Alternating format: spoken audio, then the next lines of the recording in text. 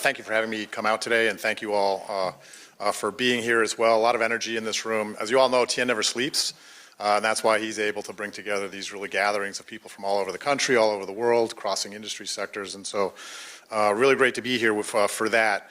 So I wanted to share a couple observations about the Board of Trade and our region. The Board of Trade was founded in 1889. We came together at a time in post-Civil War Reconstruction when there was no district government. And so the business community came together, pooled its resources. They built sidewalks, they put in street lighting, they built a police force, they collected trash, and they did the things that were necessary to do to conduct business. And so for our entire history, that's what we've continued to do. We were instrumental in getting the airports built, the transit system built, a lot of our bridges built, a lot of investments across the region. So we're continuing to do that today. And our real focus is on building out economic and community infrastructure.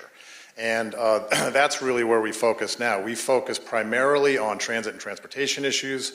We focus on energy right now, which has become so critical to our innovation economy. And then we also focus on business growth. And that's what a lot of the folks here are very interested in.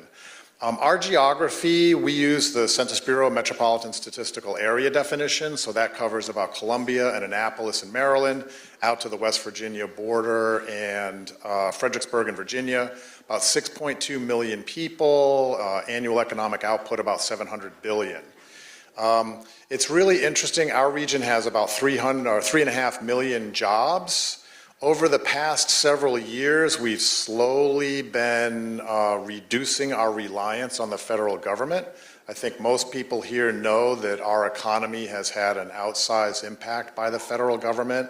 Of our total employee base right now, about 17% are direct federal government workers, and about 7% are government contractors. So we have a really vibrant economy in our region that's not directly affiliated with the federal government, and that continues to grow.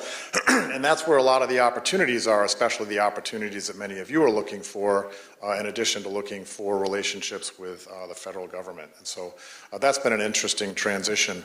Also, too, today where we are as a region, one of the things that holds us back historically has been that over-reliance on the federal government, but the other thing that kind of holds us back is regional fragmentation. Too often, DC, Maryland, and Virginia operate as very separate entities, and so that oftentimes can make it very difficult to do business. And so we are working to begin to harmonize some of the structures across this region to make it much more easy to attract capital, to attract talent, and to grow your businesses here. You know, it's very inconsistent how we grow businesses here. There's a lot of upfront interest, particularly in tech startups and tech transfer. But then when we start growing companies, it can become more difficult. And so we're looking to relieve some of those tensions so that we can really grow and think about full life cycle business development here. And so there's a lot of opportunities there. Our region right now is being impacted by the perfect storm, the federal transformation that's taking place, disruptive technologies, and then lingering outcomes from the pandemic. And all three of those are hitting us at the same time. So while in the short term, it's a pretty tenuous environment out there, the long-term prospects are pretty strong for our region. You know, it has been talked about here already, and we'll continue to talk about, particularly on the tech side. We have a really thriving tech economy here. You know, I don't really put too much stake in rankings because they can be manipulated all over the place, but we are a top-tier destination for investment. Tech investment, even though I know Tien spends most of his time on the West Coast and other places trying to attract capital for that, but we still do attract a fair amount of capital here. You know, as was said earlier, we are still a top-tier tech talent region. One of the things that separates, you know, a lot of regions can claim, you know, tech talent, or they can claim a really talented workforce, but something that's a little different about our workforce, and I was talking with some folks earlier, is our workforce here is really mission-driven in a way that's different than other regions. It's about solving big problems. So whether workers came here to work for the federal government or they came here to work for the densest concentration of nonprofits in the planet, people come to our region to solve big problems. And so that gives us a very unique advantage in the kinds of tech talent that you all have access to here in this region. So that's a really positive attribute that our region has as well.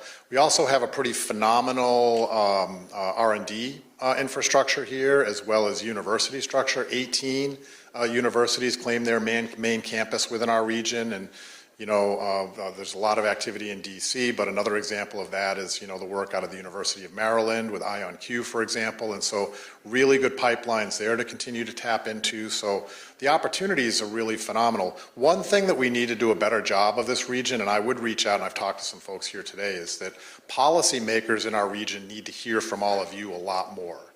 They're hearing from other industries, but they're not hearing enough from tech industries, and they're not hearing enough from startups and entrepreneurs. And what are the friction points that you're running into as you're getting your businesses launched and off the ground and growing?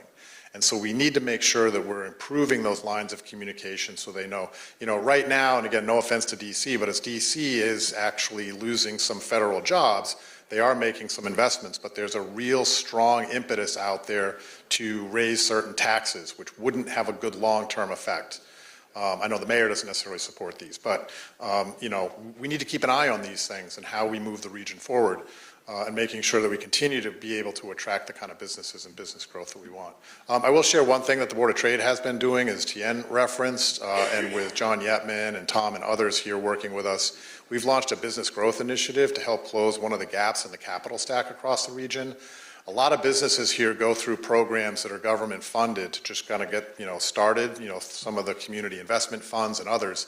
But then once they get through those programs, there's nowhere for them to go. So we've created something called the Business Growth Initiative, which helps get them through that next tier so that they can then become eligible for either equity investments, debt, or other types of financing that's necessary to grow their companies.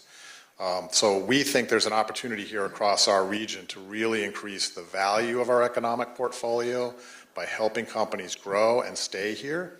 And the long-term prospects of that are really, really positive. And so anyway, with that, just wanted to provide a quick overview and thoughts of what's going on, and happy to talk to folks during one of the breaks after that.